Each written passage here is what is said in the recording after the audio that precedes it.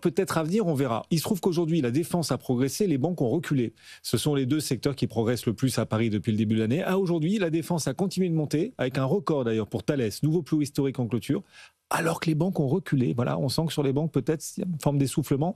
Et ce qu'il faut désormais, de ces deux secteurs gagnants depuis le début de l'année, faire un choix et privilégier l'un par rapport à l'autre. Les banques plutôt que la défense ou la défense plutôt que les banques. Sans hésitation, pour nous, plutôt la défense.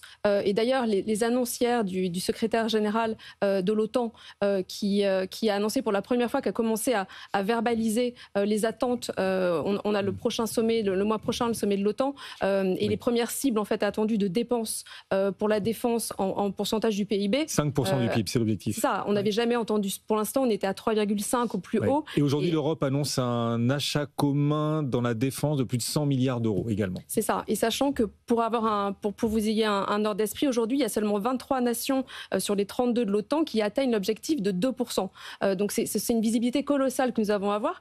On s'apprête à mettre fin à des décennies de sous-investissement dans la défense. Ça, c'est très important. Malheureusement, on reste toujours dans un contexte géopolitique qui est encore très belliqueux, en Ukraine, au Moyen-Orient, etc.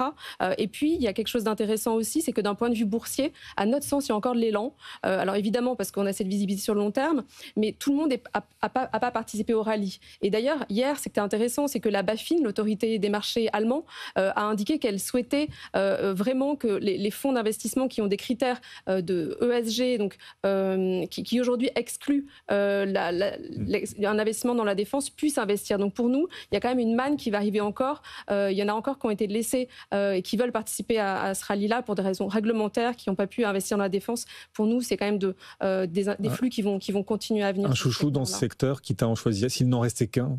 On aime bien, on va plutôt aller chercher des mid-cap allemandes. Renk Group, pour nous, c'est un équipementier dans la défense qui est vraiment intéressant. Comment ça s'appelle?